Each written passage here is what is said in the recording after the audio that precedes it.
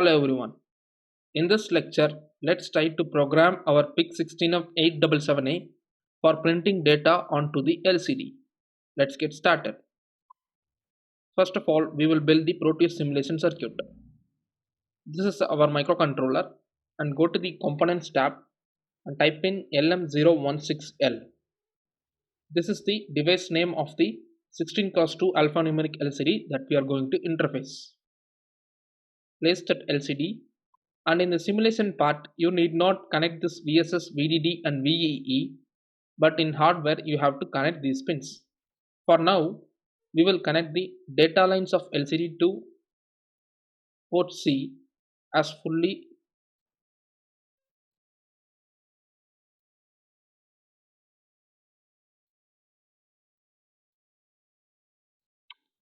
and I will connect the RS to RD0, RW to RD1 and enable to RD2. So I have connected the 8 data lines of LCD to port C RC0 to RC7 and RS to RD0, RW to RD1 and enable to RD2. So that the circuit of the LCD is complete, now we will see the programming part of interfacing LCD to our microcontroller PIC16 of 877A. So open the MPLAB IDE. Initially, we just want to make all the pins of port C and these 3 pins of port D as output, or we will make all the pins of port D also as output, as we are not using any other pins of port D. So for that, I can write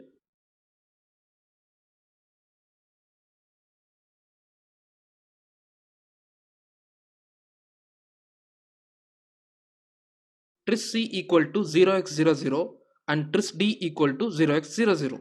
This will make these pins as output.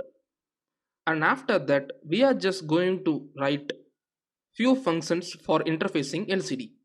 So from the last lecture, we get to know that we just want to pass two kinds of data to LCD.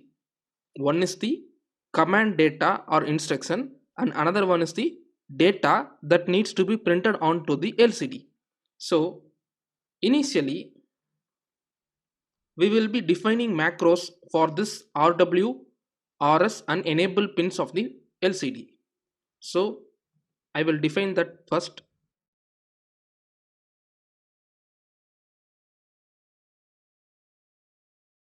You can see RS is connected to RD0, RW is connected to RD1 and enable is connected to RD2. So I have defined the macros.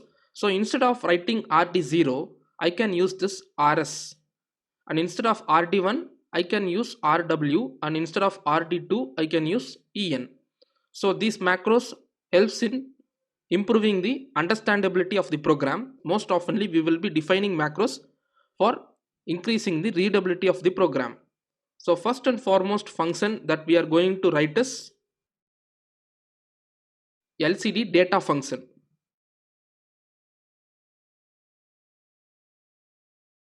This function receives a parameter in the name of data, that is the variable name data, and inside this function what we will do is initially we will pass the data that we receive to the data lines of the LCD. That is, the data lines is connected to the port C of LCD. So as we know, if we want to pass the data that we send to the data register of the LCD, we just want to enable the RS bit, and for writing to the LCD we just want to clear the RW bit, and after that for reading or writing we just want to enable the enable pin of the LCD, that is the clock pin. Then after a small delay, let's say the delay is 5 millisecond, we will again disable the enable pin. So this function helps us to pass 1 byte of character data to the LCD.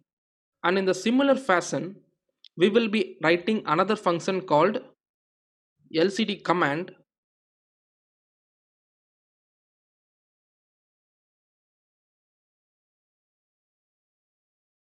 and this function helps us to pass commands to the LCD. if you are passing the command to the LCD, we know that we just want to make the RS bit of the LCD to low.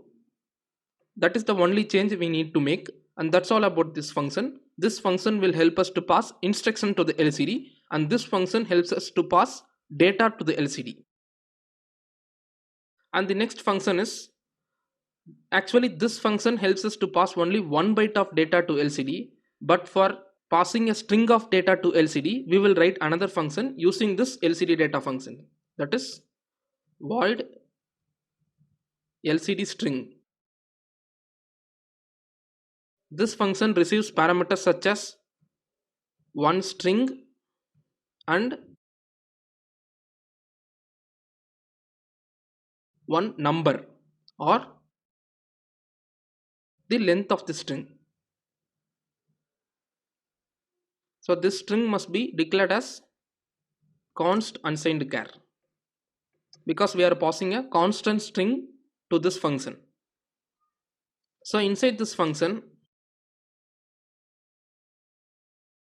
I'm declaring a variable I, and I will run one for loop.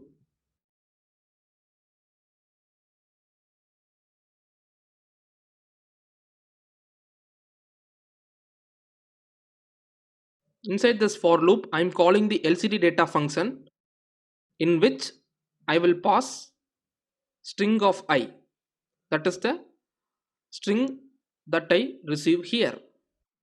So that's all about the string function, and let's understand this function.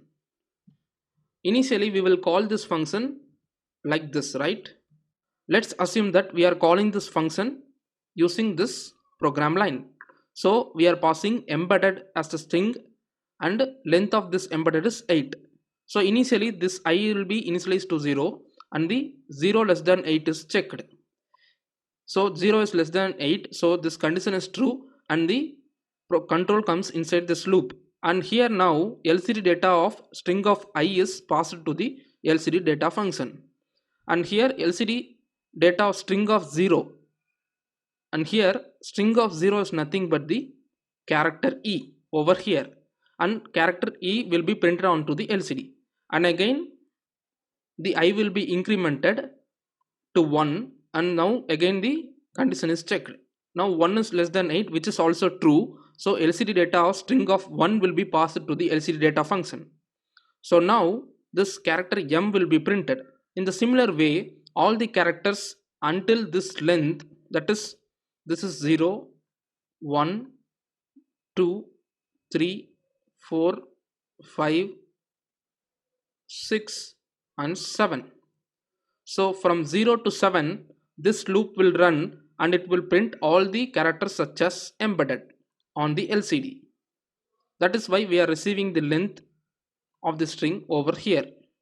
And you can see this loop is running until the length of the string provided.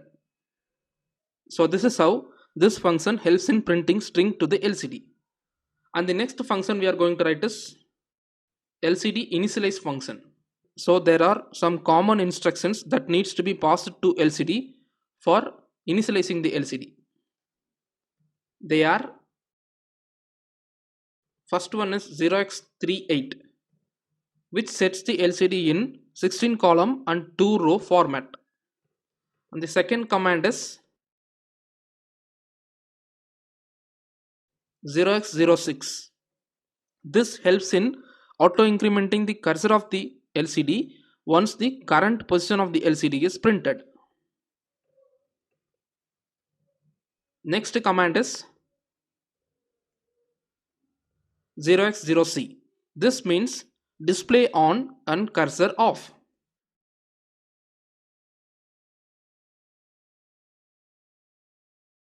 Next command is 0x01, which means clear screen. This will clear all the contents that is initially available in the LCD. So these four functions, that is LCD data, command, string and initialization functions, are common for LCDs. So whatever program that uses LCD, we will be using all these four functions in that program, except that the pins can be changed. That is, we may be changing the port of the LCD or the RSRW enable pin of the LCDs, but we will be using the same functions for interfacing LCD to our microcontroller. So that's it. Initially, we will call this LCD initialization function inside the main, and after that, inside the while of 1,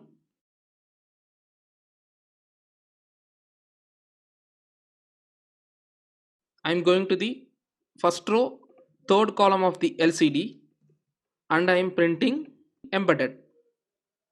Similarly, I am going to second row, third column of the LCD, and I am printing systems. Why I am going to third column is that I just want my text to be center aligned in the LCD. If I am printing in the first column, it will be like left aligned. So I am going to the third column for a better visibility. That's it. You can give any address depending on the current available address of the LCD that we discussed in the previous lecture. So that's all about the program. Now I'm building the program by using the icon available. Now going to the circuit, to load the program, double click the IC and go to the respective project folder of MPLAB. Here you can find the hex, click on it and click on open, and never forget to change the 20 MHz crystal. So if you are using any other frequency of crystal, please change that accordingly and click on OK. Now I am playing the simulation by using the play button in the left bottom corner of the window. You can see embedded systems has been printed to the LCD. For uploading the program onto the microcontroller, firstly power up the development board using external 12V 1A adapter through this socket provided. And then connect the Picket 3 to your PC USB port using mini USB cable. Then the terminals of Picket 3 are connected to the microcontroller as per this circuit diagram. If your development board is not showing these pinouts, or if you are not having a development board, you can connect the terminals of Picket 3 to the microcontroller port pins as per this circuit diagram. Or you can just build this circuit in a breadboard for programming the microcontroller. Once the circuit is built, come to the Programmer tab and hover over Select Programmer. You will see a number of programmers. In our case, select Picket 3. You can see Picket 3 detected. Click on OK. You must see this target detected. And then go to the Programmer tab again and click on Program. You can see device is being programmed and the programming is complete. Now build this circuit to see the output in the hardware.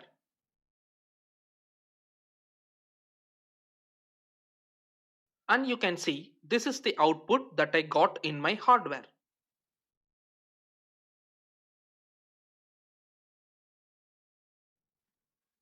Thanks for watching.